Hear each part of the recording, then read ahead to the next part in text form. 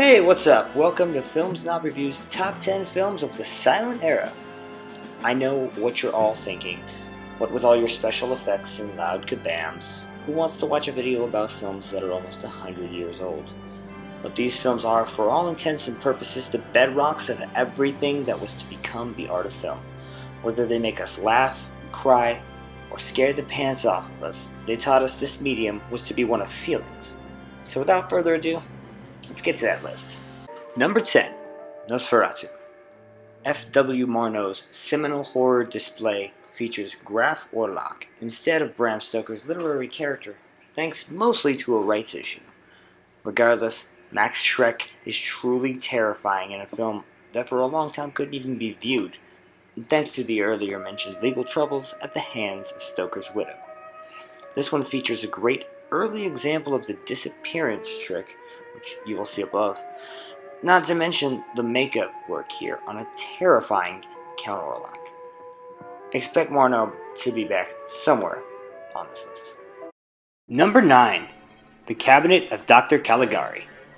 German expressionism at its literal most angular, the story of Cesar the Somnambulist and his handler Dr. Caligari is an early example in how to properly use light and shadow, something that 2 decades from now would define the genre of film noir. Likewise, director Robert Vine understanding of depth of focus in order to build on the grandiose natures of the new medium. The angles of the set give off an aura of surrealism not seen in most films of that time.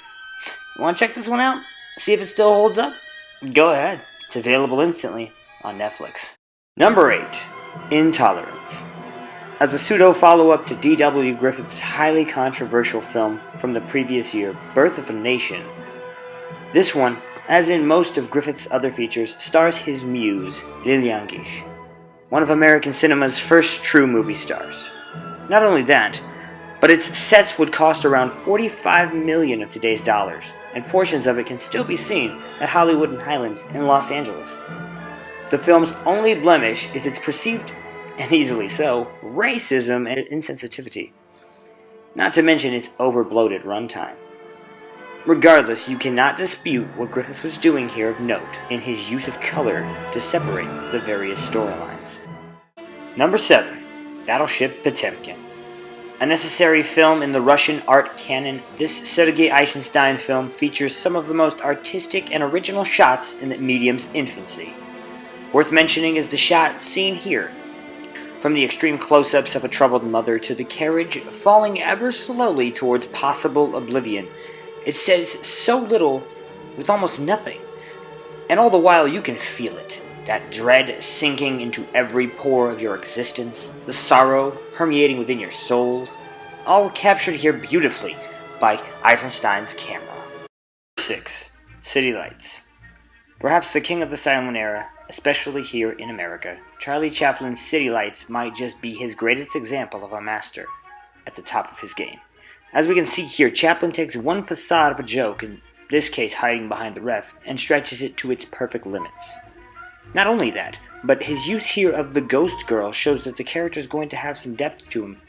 Later on in the film, we'll know exactly what her importance is. It's classic Chaplin, and that alone could have filled a list stretched to 15 or 20. Number 5, The Wind. Wonderfully directed by the father of Swedish cinema, Victor Korström, this film tells the story of a country girl, played by Lillian Gish, who moves to Texas with her cousin. With an incessant wind and a former lover in the shadows, it had its ending changed due to audiences' reactions to it. And only in the European cut is the true, much sadder ending available.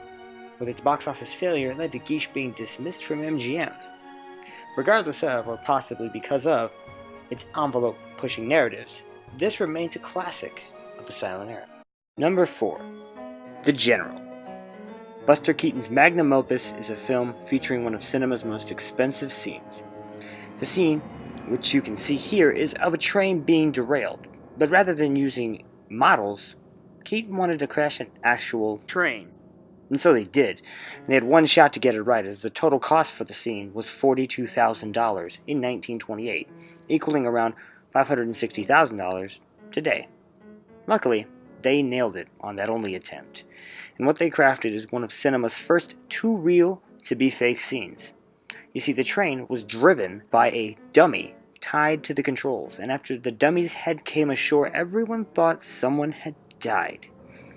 The train, named the Texas, would remain in its watery grave until it was sold during World War II for scrap metal. Number 3. Metropolis. Director Fritz Lang is perhaps one of Europe's best pre-World War II directors, especially when coupled with his other masterwork, M. Metropolis considers ideas never put to celluloid at the time. It also holds up incredibly well over 80 years later. It created the image of what sci-fi was to be, what robots were to represent, that sterile, almost unreal sense of difference between humanity and the machine.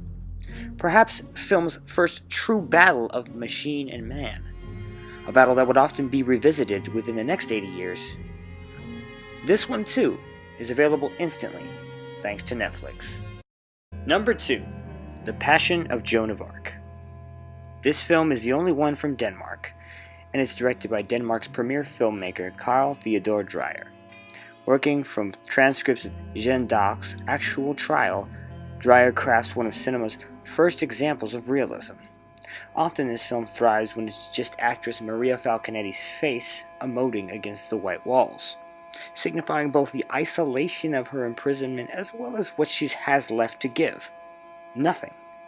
She is like her surroundings, barren, and in this classic piece of silent cinema, we absolutely get the message.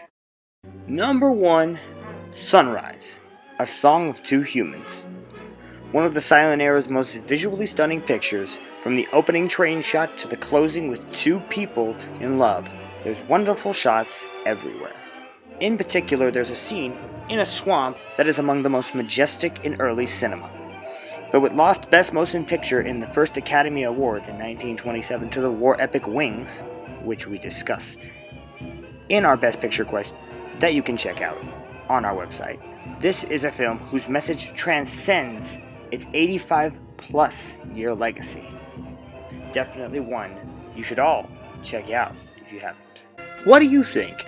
What are the best films of the silent era? Maybe something we didn't even put on the list. Let us know in the comment below. Don't be afraid to tell us what you'd like to see next. Follow us on Twitter, Facebook, and Instagram at FilmSnobReviews, and don't forget to click that little red subscribe button to stay in touch with whatever we have coming out next.